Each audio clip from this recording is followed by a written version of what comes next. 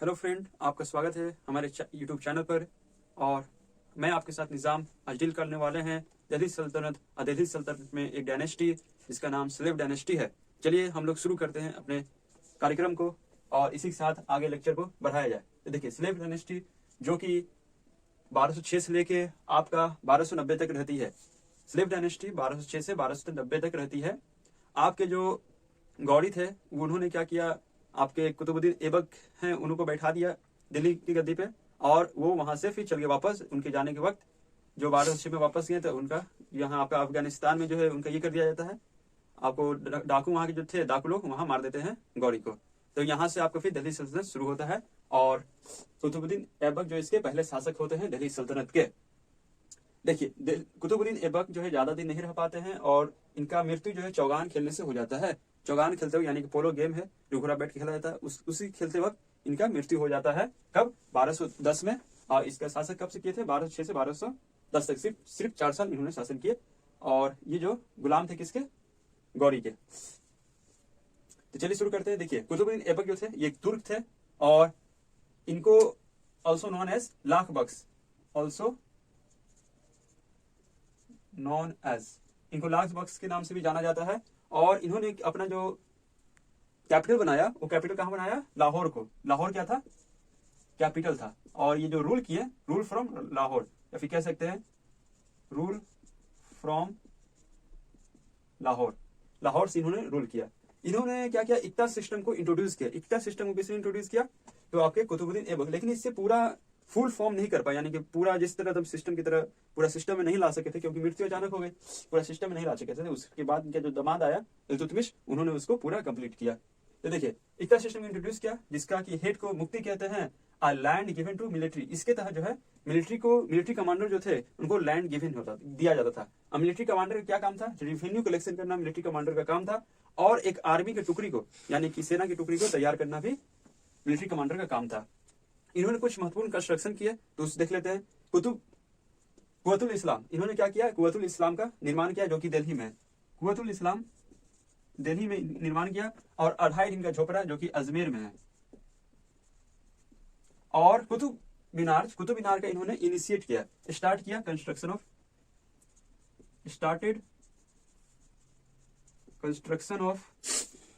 कुतुब मीनार के कंस्ट्रक्शन को स्टार्ट किया, लेकिन पूरा नहीं कर सके, सिर्फ स्टार्ट करके रखे थे। फिर इनका मृत्यु हुआ था 1210 में चौगान खेलते के वक्त। और इसका जो टॉम है, मकबरा है, वो कहाँ है? लाहौर में है। इन्हीं के टाइम में कुतुबुद्दीन ऐबक के टाइम में ही 2 फेमस जो राइटर थे वो हुए। इनका नाम हसन उन निजामी और फखरुद्दीन। हसन उन निजामी जिन्होंने किताब लिखा ताज उल मसीर, जो कि फर्स्ट ऑफिशियल दिल्ली सल्तनत का किताब है, जिसमें कि बोला गया है, जिसमें फर्स्ट ऑफिशियल दिल्ली सल्तनत के बारे में है, ये बोला ताज उल मसीर। और फखरुद्दीन ने एक किताब लिखी तारीख मुबारक शाही किसने लिखी? फखरुद्दीन। यहाँ तक मुझे उम्मीद है आपको समझ में आया होगा। अब नेक्स्ट इनके शासक हम लोग देख लेते हैं। इसमें हम लोग स्लेव डायनेस्टी खत्म कर देंगे एक वीडियो में कंप्लीट। चलिए तो नेक्स्ट देखते हैं।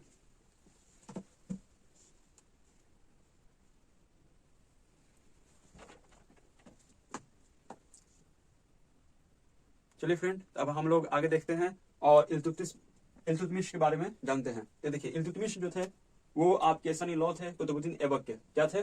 कुतुबुद्दीन ऐबक के सन इन लॉ थे। इन्होंने जब कुतुबुद्दीन ऐबक के बाद उनकी मृत्यु हुई, तो उसके बाद जो इन्होंने वहां दिल्ली सल्तनत पे राज किया। और इनका जो टाइम पीरियड था 1211 से लेके 1236 तक, 1211 से लेके 1236 तक इनका पीरियड था। ओके। एंड नेक्स्ट इन्होंने क्या किया? लाहौर जो कैपिटल था दिल्ली सल्तनत का, उसको दिल्ली में शिफ्ट किया। और इसलिए इन्हें रियल फाउंडर ऑफ दिल्ली सल्तनत कहा जाता है। उसके बाद ये क्या किए? बंगाल को कैप्चर करते हैं और ये 2 कॉइन को जारी करते हैं। 2 कॉइन, एक सिल्वर का एक गोल्ड का, आई एम सॉरी गोल्ड नहीं, कॉपर का। एक सिल्वर एक कॉपर का कॉइन जारी करते हैं। सिल्वर का नाम देते हैं टका और कॉपर के नाम देते हैं जिट्टल। टका को बाद में शेरशाह सूरी जो थे, शेरशाह सूरी जो थे, इसका नाम रुपया दे देते हैं बाद में, रुपया, जो हम लोग रुपया जिस नाम से भी जानते हैं, शेरशाह सूरी। फिर इन्होंने क्या किया? ग्रुप ऑफ नॉवल्स बनाए जिसका नाम चहलगनी दिया। इन्होंने क्या किया? ग्रुप ऑफ नॉवल्स जिसमें 40 तुर्क थे।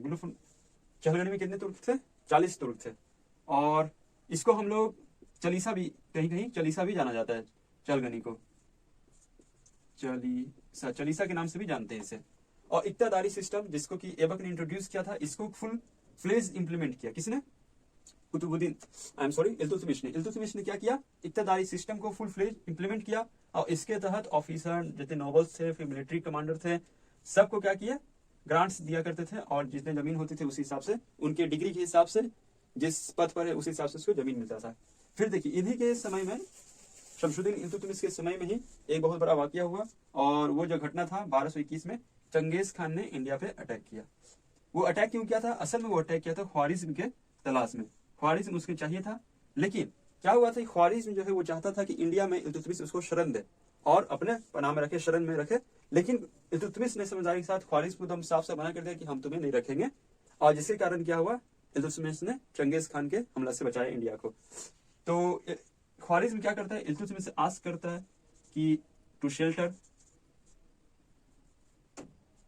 बट इल्तुतमिश क्या करता है? मना कर देता है, डोंट गिव शेल्टर।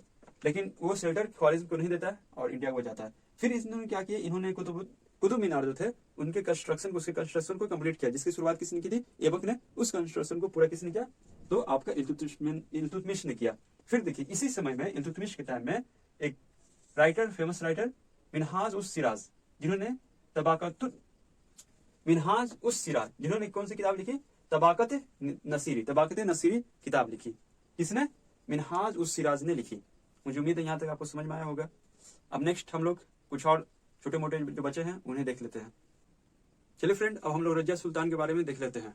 देखिए रजिया सुल्तान जो थी वो 1236 में गद्दी पर आती है। उसके बाद 40 में इनका मृत्यु हो जाता है। मृत्यु नहीं होता है, मर्डर कर दिया जाता है। और इसका दुनिया दोनों के साथ में कहाँ पर? कैथल, हरियाणा में जगह है। 1240 में इसका कत्ल कर दिया जाता है। देखिए रजिया सुल्तान कौन थी? तो ये डॉटर थी किसका? तो आपके इल्तुतमिश का डॉटर थी। इल्तुतमिश का डॉटर थी और ये ओनली सुल्तान है, ये तो रजिया एक ओनली सुल्तान है जो कि पब्लिक के सपोर्ट से गद्दी पाई थी। किसके सपोर्ट से? पब्लिक के सपोर्ट। इसके पास पूरा पब्लिक का फुल सपोर्ट था, जिसके कारण आई। फिर इसका क्या होता है कि एक याकूत था जो कि चीफ ऑफ कैवलरी। कैवलरी क्या होता है? घोड़सवार का जो आर्मी होता है उसका ये चीफ था, याकूत। तो होता क्या है कि रजिया सुल्तान चूंकि एक वेमेन थी, जिसके कारण चहलगनी जो थे वो चाहते नहीं थे कि रजिया सुल्तान जो बने, रजिया सुल्ताना जो है वो सुल्तान बनना नहीं चाहते थे, जिसके कारण वो क्या किए? बगावत करना चाहे। और बगावत करने चाहे याकूत जो था वो बहुत अच्छा इसका दोस्त था, जिसके कारण वो इसका हेल्प किया था। और बाद में रजिया ने याकूत को कमांडर इन चीफ बना दिया और जो कि हेल्प किया रजिया को किसमें? To suppress revolt against Razia. इसने क्या किया? रजिया को हेल्प किया, ये जो आपका रिवोल्ट जो था उसको दबाने में, खत्म करने में। लेकिन जो है आपका जो मुक्ति लोग थे वो क्या किए? रिवोल्ट करने लगे। मुक्ति लोग को किसने भगाया?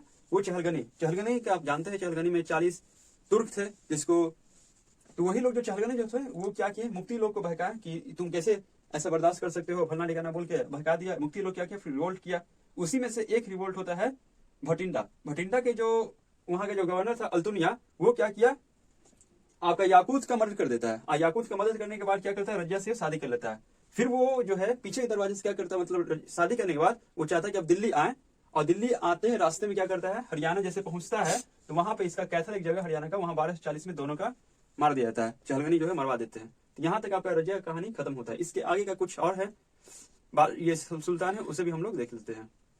चलिए कुछ और सुल्तान बचे हैं उनके बारे में जान लेते हैं। फिर इनके बाद एक और लास्ट सुल्तान बचेंगे, गयासुद्दीन बलबन। फिर हमारा दिल्ली सल्तनत खत्म होगा। देखिए इसमें ज्यादा कुछ काम नहीं किए थे।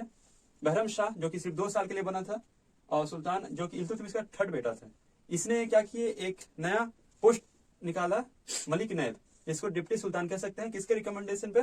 तो आपका जो चलीसा था, आपका चहलगनी, उनके रिकमेंडेशन पे इन्होंने चहलगनी के रिकमेंडेशन पे इन्होंने एक नया पोस्ट बना दिया, ताकि एक चहलगनी क्या चाहते थे? पूरा सल्तनत हम चलाएं, एक पुतला की इसको बैठा दें। एक अपना आदमी बैठा दिया, कहां पर? मलिक नैब की जगह पर अपना आदमी, मेरा आदमी रहेगा, काम करेगा, साइन खाली बहरम शाह का रहेगा जो सुल्तान बनेगा। तो देखिए फिर ये बहरम शाह जो अपने आर्मी के द्वारा मारा जाता है। फिर देखिए उसके बाद आता है मसूद शाह जो था वो 1242 से 46 तक रहते हैं, जो कि सिर्फ 4 साल। और ये सन किसका था? रुकनुद्दीन, जो कि सन था इल्तुतमिश का। रुकनुद्दीन कौन था? ये तो 1236 में रजिया से पहले गद्दी पे बैठता है, लेकिन जैसे ये बाहर जाता है तो रजिया जो है रिवोल्ट करती है, इसको हटा के अपने गद्दी पे बैठ जाती है। फिर नसीरुद्दीन महमूद, क्योंकि रजिया के पास बैठने क्यों है, क्योंकि रजिया पर पूरा सपोर्ट रहता है पब्लिक का, प्लस में वो नॉमिनेटेड भी रहती है किसके द्वारा, इल्तुतमिश जो है जाने से पहले वही नॉमिनेट करता है कि अब मेरे बाद जो है रजिया सुल्तान बनेगी, तो उसको पूरा हक था रजिया को। ये रुकनुद्दीन को तो चहलगनियों ने बैठा दिया था जबरदस्ती, ऐसा कोई राइट नहीं था। नसरुद्दीन महमूद जो थे वो 1240 से लेकर 66 तक रहे इस पे गद्दी पे सुल्तान, और ये सन थे इल्तुतमिश के। ये जो है इनको दरवेशी किंग के नाम से जाना जाता है, दरवेशी किंग के नाम से जाना जाता है किसको, नसरुद्दीन महमूद को दरवेशी किंग के नाम से जाना जाता है। और ये इसलिए जाना जाता है क्योंकि ये बहुत पयोस और नोबल्स थे, पयोस मतलब बहुत नेक थे, और नोबल्स नेक्स थे बहुत, और नोबल्स थे, इसलिए इनको दरवेशी किंग के नाम से जाना जाता है नसरुद्दीन महमूद को। यहाँ तक मुझे उम्मीद है आपको समझ में आ गया होगा। अब हम लोग गियासुद्दीन बलबन के बारे में जान लेते हैं। चलिए फ्रेंड, अब हम लोग शुरू करते हैं गियासुद्दीन बलबन के बारे में। तो देखिए, जैसा कि गियासुद्दीन बलबन जो है एक पर्शियन सिस्टम को इंट्रोड्यूस किया, किसको, पर्शियन सिस्टम को इंट्रोड्यूस किया, क्योंकि उस टाइम जो है पर्सिया जो था ईरान आज का, वो बहुत ही पावरफुल था, और वहाँ के लोग बहुत ही अपर इसमें कंसीडर किए जाते, बहुत ऊंचे दर्जे में कंसीडर किए जाते थे। तो ये चाहता था कि हमको लोग पर्शियन कंसीडर करें, इसलिए इस चक्कर में उसने पर्शियन सिस्टम को इंट्रोड्यूस किया, और सजदा और पैबोस उसको भी इंट्रोड्यूस किया, यानी कि राजा जो है सुल्तान उसको सजदा करना है और उसके चुमना है फिर हाथ को, इसको भी इसने इंट्रोड्यूस किया। फिर इसे नरोज फेस्टिवल का इंट्रोड्यूस किया, किसको, नरोज फेस्टिवल को इंट्रोड्यूस किया। ये पर्शियन कैलेंडर का पहला दिन होता है। नरोज फेस्टिवल क्या होता है, first day of Persian calendar, Persian calendar का पहला दिन होता है। फिर इसने ड्रेस कोड निकाले, नोबल्स के लिए क्या किया, ड्रेस कोड निकाले। उसके बाद ये डिपार्टमेंट बनाता है दीवाने अर्ज, दीवाने अर्ज एक डिपार्टमेंट बनाता है, जिसमें कि स्टैंडिंग आर्मी के लिए इसने एक डिपार्टमेंट बनाया, दीवाने अर्ज। गियासुद्दीन जो बलबन था, गियासुद्दीन बलबन एक डरपोक टाइप का था, वो डरता था अपने गद्दी को खोने के लिए, इसलिए वो जो बिलीव करता था, कंसोलिडेशन पे बिलीव करता था rather than एक्सपेंशन। वो जो एक्सपेंशन नहीं चाहता था, वो चाहता था कि जितना है उसको बचाओ और उसी को राज करो। इसने पॉलिसी अपनाई थी, ब्लड और आयरन की पॉलिसी अपनाई थी रिबेल्स के अगेंस्ट रिबेल्स जितने थे उसको दबाने के लिए ब्लड एंड आयरन की पॉलिसी अपनाई थी, यानी कि अगर कोई ऐसा काम करता है डायरेक्ट उसके लिए डेथ सेंटेंस दे देता था और मार दिया जाता था। इसने क्या किया, पावर ऑफ जो चालीसा था उसको खत्म कर दिया, यानी कि चहलगनी जो थे उसके पावर को खत्म किया किसने, ताकि गियासुद्दीन बलबन ने। फिर इसने इंफॉर्मेशन के लिए, फुल इंफॉर्मेट रहने के लिए, हर तरह की जानकारियां पाने के लिए इसने बहुत सारे स्पाइस को क्या किया था, फैला चुका था, बहुत सारे स्पाइस फैला दिए थे ताकि ये इंफॉर्मेशन हर तरफ से लेते रहे। और इसने टाइटल जो ली थी, ये जिल्ले इलाही की टाइटल ली, किसके, जिल्ले इलाही का इसने टाइटल लिया, और इसकी मृत्यु हो जाती है 1287 में, 1287 ये मर जाता है। इनका जो था, इनका एक बेटा था महमूद, कौन, महमूद, वो जो है मंगोल के खिलाफ लड़ने के दौरान उसकी मृत्यु हो जाती है इनके बेटे की। देखिए, अब गियासुद्दीन बलबन के बाद इसका एक पोता थे कैकुबाद जो थे वो 1287 से लेकर 90 तक सल्तनत पे रहे, सुल्तान बने। उसके बाद ये जो है इसके द्वारा मार दिए जाते थे, खिलजी जो थे, खिलजी फैमिली के द्वारा मार दिए जाते हैं, खिलजी फैमिली के द्वारा ये मार दिए जाते हैं। और इसके बाद जो यहाँ पे आपका स्लेव डायनेस्टी जो है वो खत्म हो जाती है, और यहाँ 1290 से आपका खिलजी डायनेस्टी की शुरुआत हो जाएगी। मुझे फीडबैक को देना नहीं भूले, कमेंट के थ्रू अपने फीडबैक दीजिए, और वीडियो को शेयर कीजिए और चैनल को सब्सक्राइब जरूर कीजिए। शुक्रिया एंड हिंदुस्तान जिंदाबाद।